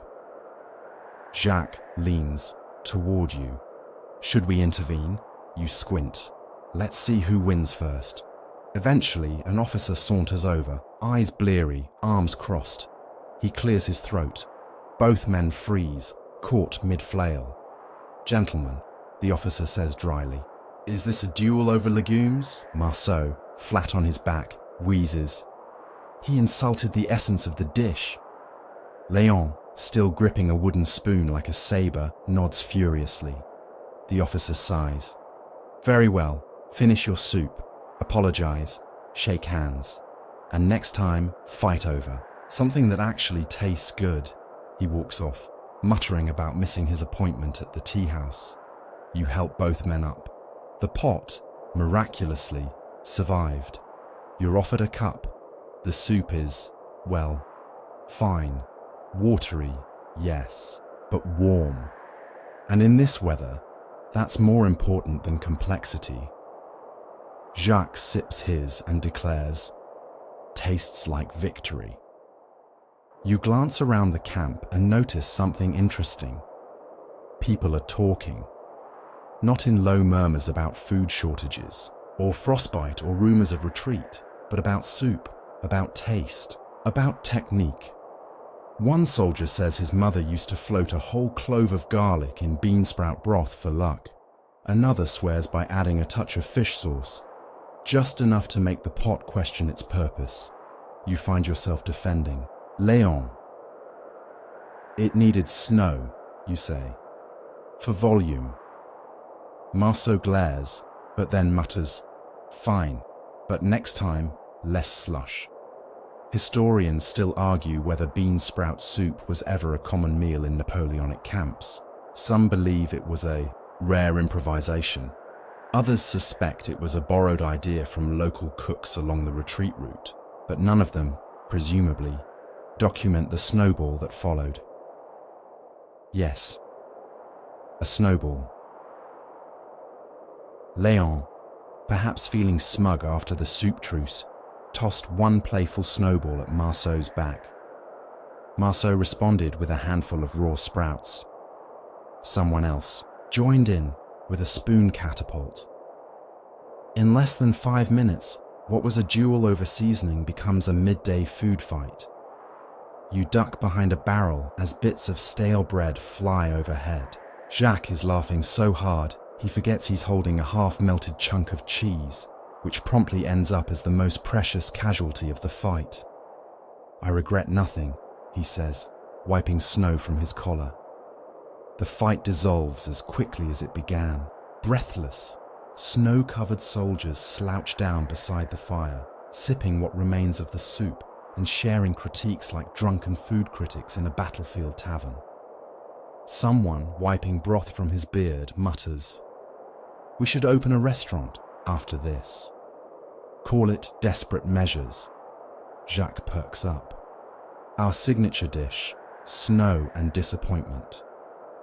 You lean back and smile, because for a few hours today, no one remembered the cold, or the retreat, or the hunger gnawing at their ribs. They remembered flavor, argument, the kind of passion reserved not for politics or orders, but for how much garlic is too much in a bean sprout broth. As the fire dies down, you stretch and rise. Jacques stands too, brushing snow from his coat. "I don't care what they say," he murmurs. "That soup saved my soul. You grin. Let's make it again tomorrow. With less fighting? With more garlic? Snow again? Of course. It's always snow, but this time, the snow brings with it a little something extra. Hope. Why? Because someone has found a barrel, not just any barrel. A sealed one, tucked in the back of a half-collapsed wagon discovered. While salvaging scrap from a supply trail buried under weeks of drifts. It's heavy, unmarked, slightly cracked, and, according to the two wide-eyed soldiers who dragged it in, sloshing. You don't even ask what's inside. You already know what everyone hopes is inside. Macchioli, Jacques whispers, reverently. Could be vinegar, someone nearby says. Could be soup, says another. Could be a rat, says a third, less helpfully. But no, it's not soup, and it's not a rat. With an audience of half the camp watching, a soldier prizes the lid off with the back end of a bayonet. The wooden seal gives a wet pop, and a strong, sweet, fermented aroma fills the air. Definitely Macchioli, someone breathes. You've never seen men so reverent over cloudy rice wine. Historians still argue whether fermented rice liquor like Macchioli made its way into European armies through cultural crossover or desperate ingenuity. Either way, the answer here is clear. Yes, and now that it's here, it must be consumed. But first, there's debate. Some claim the liquid should be left to settle. Others say it must be stirred with clockwise intention. One soldier insists it needs to be sung to, though he might just be trying to show off. Meanwhile, Jacques has taken it upon himself to begin a tasting panel. He pours out a cup, actually, a tin lid, and takes a sip. His face contorts. That is fermented, he says, wiping his mouth. You try a sip yourself. It's fizzy, sharp. A bit like someone tried to carbonate oatmeal, but forgot when to stop. It leaves your lips buzzing and your stomach hopeful. Then come the pairings. Naturally, someone produces cheese. From where, no one knows. It's firm, yellowish, and has a smell that says, I've seen things. Someone else has a handful of walnuts. A third offers up what looks suspiciously like pickled radish, but turns out to be a turnip someone left too close to a fire for too long. A soldier arranges the items on a plank. Gentlemen, he announces, tonight's tasting, Macchioli et fromage. You're not even mad. The pairing begins. It's not good, but it's memorable. Cheese and rice wine, it turns out, share a strange kind of harmony, both fermented, both unpredictable. Both remind you of feet, in a way, but comforting feet. Someone adds a crust of rye bread and calls it fusion. Another tries dipping the cheese directly into the wine and calls it innovation. Jacques tries to set some on fire and calls it progress. The results are mixed. After the third tasting round, someone starts singing, loudly, a folk song about a cow named Claudette, who supposedly made the finest milk in Burgundy. Another joins in, clapping off beat. Soon, the tasting becomes a celebration. A man even tries to juggle 3 corks and knocks over the barrel. Everyone groans, but only a little spills. The barrel is moved closer to the fire, nestled like a prized guest. A soldier wraps it in an old cloak. To keep it warm, he says. That night you write in your notebook, today we drank the moon from a wooden drum, and it tasted like regret and almonds. Someone cried, someone danced, someone claimed they saw Napoleon in the bubbles. I believe them. Jacques stumbles back to your tent later, cradling a ladle like it's a newborn. I don't remember anything after the third sip, he mumbles. Good, you say. Your opinions were getting very pro-radish. He blinks. I stand by them. The camp goes quiet again. Fires dim. The snow falls soft, lazy. You lie back on your bedroll, feeling a bit dizzy and a bit full. For once, not with food, but with connection. Historians might write of strategy and frostbite, of sieges and snowstorms. But here, tonight, all you'll remember is the gentle burn of homemade wine, the warmth of fermented laughter, and the lingering aftertaste of cheese that was almost definitely illegal. You fall asleep smiling, with the faint scent of sweet rice and melted rind curling in the air like incense. You wake to silence. Not the usual hush of snow-muted dawns, but a deep, still silence that feels like the world itself is holding its breath. The wind has stopped. The snow has settled in thick, motionless drifts. Even the usual coughing chorus from the tents is absent this morning. But something else is missing too. You sit up slowly, blink the blur from your eyes, and realize the cheese is gone. Not all the cheese, but yours, Jacques, the tiny communal wedge someone was saving under an overturned helmet. All of it. You hear murmurs from the other tents, whispers rising steadily into exclamations. The entire camp is waking to the same realization. Someone has stolen the cheese. You step outside, boots crunching into powder, and find Jacques already pacing. Gone, he mutters. All of it. Even the emergency stash I buried under the stew pot. You stare at him. You buried cheese? He waves the question off. That's not the point. There's a strange energy in the air. Suspicion, confusion, a collective sense of violation. This isn't about hunger. This is about trust. And so, of course, a tribunal is formed. 6 soldiers volunteer to investigate. One claims to have an eye for dairy treachery. Another insists he can smell guilt in a rind. Jacques nominates himself as Cheese, Investigator General. You nod. I'll take minutes. And just like that, Cheesegate begins. Tents are searched, bedrolls lifted, packs upturned.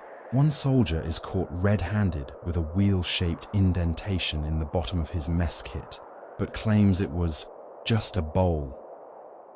I like round things, he says, unconvincingly. Another has crumbs on his blanket that match the color of a cheddar wedge last seen 3 nights ago. He offers no defense beyond a shrug and a muttered, "It's cold." Witnesses are questioned. One private claims to have seen a shadowy figure near the supply wagon in the night. Could have been a man. Could have been a raccoon. There are no raccoons in Russia, someone says. Then it was definitely a man. The tribunal argues. Was it a single thief or an organized ring? Was it desperation or gluttony? Did the cheese disappear in the night, or was it never there at all? Historians will debate this, Jacques mutters, scribbling notes in the dirt with a stick. You call a break and sit by the fire. The mood is tense. Accusations hang heavy.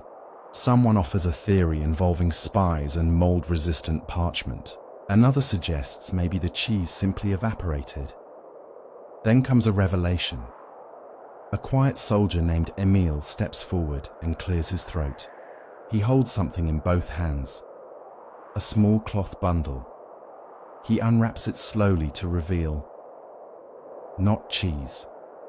Money. Well, a kind of money. Little wedges, cut into squares, dried, flattened. They've been stamped with crude symbols, circles, stars, even a sad-looking goat. Jacques leans in, eyes wide. Is this currency? Emile nods. Cheese chips. I've been trading them. A stunned silence. You blink. With who? Anyone, he says. I gave 2 for a dry sock, 1 for a button, 4 for a look at someone's sketchbook. He unwraps another bundle, this one with IOUs. Slips of paper, names, totals. Cheese, it seems, has become currency. Historians have no record of such a barter system during Napoleon's retreat, but perhaps they didn't look closely enough, or maybe they never asked what was under the soup pot. You examine the chips. Some are brittle and aged, some fresh. All smell vaguely like ambition. Jacques turns to you. We're in an economy now, and you know what? He's right. Short time later, word spreads. Cheese-based commerce is live. 2 wedges for glove repair. 1 chip for use of someone's fire. 10 for a full story told without exaggeration. A rare and valuable experience. Soon, men are carving their own stamps. One draws a fleur-de-lis with charcoal. Another sculpts a tiny bust of Napoleon on his coins, though it ends up looking more like a walnut in a scarf. You watch as a transaction takes place, a hunk of toasted bread in exchange for 5 blue rind tokens. The trade is honored. A code is forming. Jacques sets up a table using a flat barrel lid and declares it the dairy bank. I'm taking deposits, he says solemnly, also issuing loans, low interest, high aroma.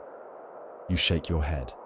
This is madness, but deep down you know it's genius, because this is how soldiers survive, not just through rations and orders, but through invention, through silliness, through meaning invented in the frost. That night, you trade your last cheese token for a seat near the warmest fire. No one speaks much, but the crackle of flames and the soft rustling of jackets is enough. You fall asleep with your hand wrapped around the last IOU Jacques wrote earlier. For future cheese not yet made, you think, it might be the most valuable thing you own. You wake to shouting again, but this time it isn't a fight, it's a market. By mid-morning, the cheese currency has evolved beyond trade and into full-blown capitalism. Tents have turned into shops, camp crates into display counters. Someone's fashioned a sign out of a scrap of canvas that reads, Rind and Co.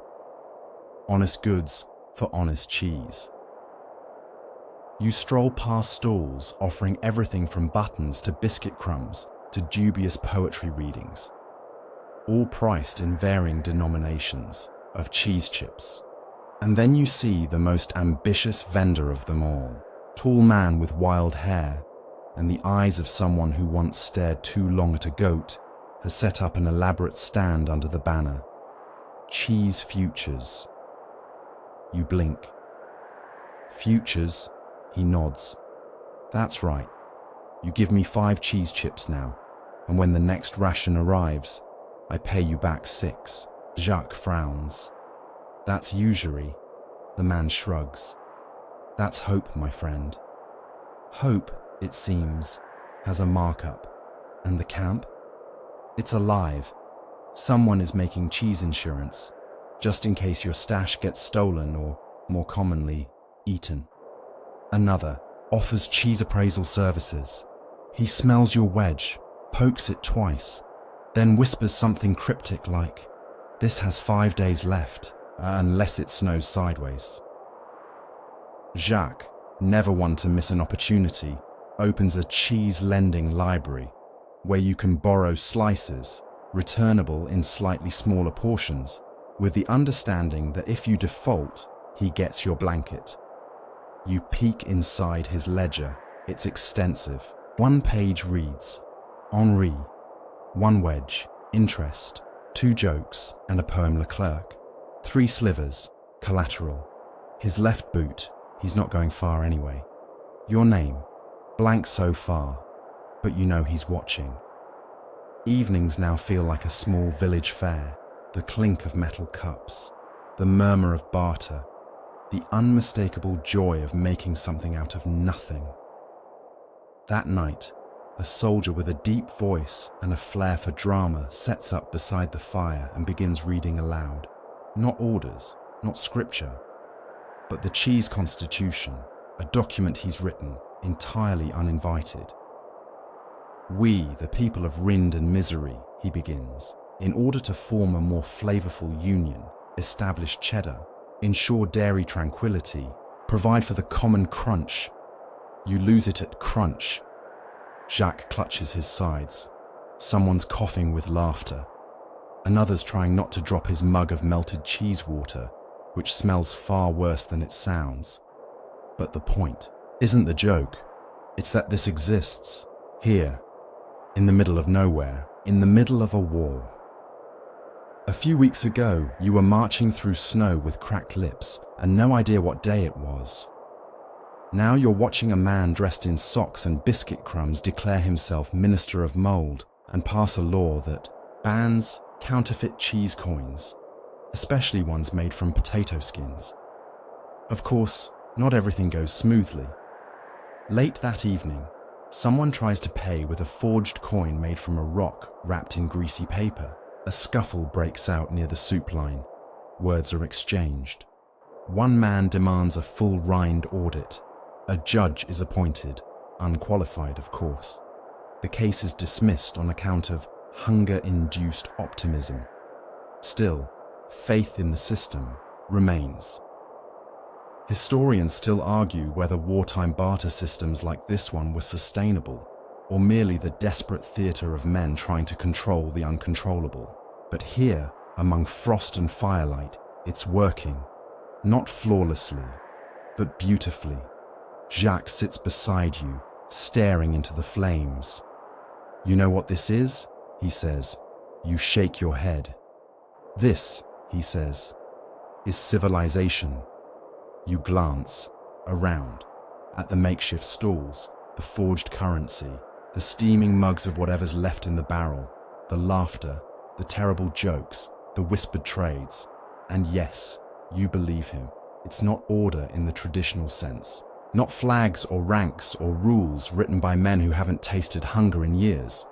But it is a kind of order, built on trust. On cheese.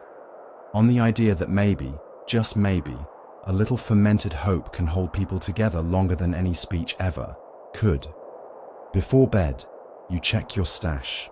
3 chips, a sliver of real cheese wrapped in cloth, and an IOU from Jacques that reads, "Owe you 1 wedge." May contain mold. Definitely contains affection. You tuck it away and smile. Not because you're rich, but because in this camp, you have value. The snow has started to melt. Not quickly. This is no grand thaw, no springtime miracle. But steadily, softly, like the world has decided it's ready to try again. The frozen crust beneath your boots gives just a little when you step outside, and you realize with a small shock that the air doesn't bite your skin the same way it did yesterday. There are puddles, real puddles, not slush, not shards, water, and in the middle of one such puddle stands a wedge of cheese. You stop. Someone has placed it there, carefully, deliberately, on a scrap of bark, like a boat set adrift. Jacques walks up beside you, eyes narrowed. "Is it a tribute?" You shrug. "An offering?" He nods solemnly. "To the gods of dairy and melt." You both stand in silence, staring at the floating cheese. No one touches it. No one dares. It is sacred. It is symbolic, because everyone feels it now. The shift, not just in the weather, but in everything. The enemy isn't at your heels. The officers aren't shouting. The fires burn longer. The mood, impossibly, is lighter. Men talk of home more often now, not in bitter tones, not with clenched teeth and 1,000-yard stares, but with soft voices, half smiles. They describe the smells of bakeries, the sound of spoons in pots, the exact squeak of a cellar door that always needed oil. They talk about the cheese they left behind, and not just the good stuff, brie and camembert and comté, but the ugly blocks, the weird ones, the cheap rounds wrapped in cloth that sat in a cousin's kitchen for months, always threatening to stink up the room but never quite making good on the promise. They miss it all. Jacques begins sketching. You glance over his shoulder. He's drawing a wedge with wings, soaring over mountains. Beneath it, he's written, "The final crumble." You don't ask, you just nod. Then, in the mid-afternoon lull, someone proposes a feast. "We pull what's left," he says. One last hurrah before the melt swallows our morale. A murmur of agreement rises, and just like that, the camp mobilizes. Not for battle, but for a banquet. Rations are unpacked, hidden caches are retrieved. Someone finally admits they've been hoarding 3 wedges of aged sheep's cheese in their spare boot. Another contributes a mysterious jar labeled, "Don't open unless flavor emergency." This qualifies. The fire is fed, pots are cleaned, bread is toasted on sticks. The air begins to smell divine. You're put in charge of slicing. You take it seriously, thin, even pieces. Every soldier gets a fair share. No crumbs wasted. Jacques volunteers for plating. He uses a flat helmet lined with cloth. It's oddly elegant. As the feast comes together, men gather around, not just from your company, but from others. Word has spread. A general air of reverence takes hold. Someone begins to speak. They raise a crust of bread high and declare, "To the cheese that sustained us, to the mold that bound us, to the rinds that refuse to crack." Laughter, cheers, a few heartfelt claps, and then silence. As everyone eats, you take your first bite. It's salty, soft, smoky, sweet, everything and nothing, but it's shared. The officers arrive late, see the crowd, see the food, and say nothing. One even takes a small slice, chews slowly, and, though he doesn't smile, nods. It is a powerful gesture. Historians still argue about the final days before Napoleon's retreat turned chaotic. They write about dwindling supplies, frostbite, lost battles, but they miss this, the final crumble before the great silence. This meal, this unity, this fleeting, buttery peace. As the sun sets, the feast winds down. The last crust is dipped, the last wedge savored, the last joke made. Someone picks up a charred board and writes, "We were here. We were hungry. We were cheesy." Jacques adds, "And we were not alone." You sit beside the fire, watching the last sliver melt on the edge of a tin cup. It sizzles, pops, then fades. You breathe in, you let go. Tomorrow, you'll march again. Tomorrow the snow may return, the rations may vanish, the cold will sting, but tonight you are full, not with food, but with each other. The sky is bruised with pre-dawn light when you wake, not from noise, but from stillness. The camp is quiet in a way that doesn't feel peaceful, just finished. As if everything that could be said has already been whispered through steam and smoke. You pack your gear with practiced hands, wrap your coat tighter, slide your boots on and feel the damp chill seep through the soles. There's no rush this morning, no shouted orders, just the slow shuffle of men who have run out of reasons to hurry. You step outside and see the fires reduced to ember piles. The kettle at the tea house is cold now, overturned like a relic. Even the cheese bank has been packed up, its final IOUs, tucked into someone's coat for safekeeping, or maybe just as a souvenir of a stranger time. Jacques stands nearby, rubbing sleep from his eyes. He doesn't speak, just gives a slight nod and passes you a piece of hard biscuit. You break it in two, then check your pocket. Still there. One last wedge. It's dry, thin, cracked at the edges, but it survived. You don't eat it. Not yet. Maybe not ever. Some things, you decide, are meant to be carried, not consumed. The retreat begins quietly. Boots crunch, packs creak, breath clouds. No one sings, no one jokes. The cheese games are over. The market stalls are gone. But the memory of them remains, stitched into every step you take across snow that's beginning to thaw. You glance back once, just before the tree line swallows the camp. The barrel that once held Maggioli lies on its side, half buried in slush. A dented ladle sticks out like a flag of surrender. Nearby, someone's drawn a wedge of cheese in the snow with a stick, melting now, but still visible. A quiet farewell. And that's when you realize this was never about cheese. It was about choosing warmth when cold was easier, laughter when silence made more sense.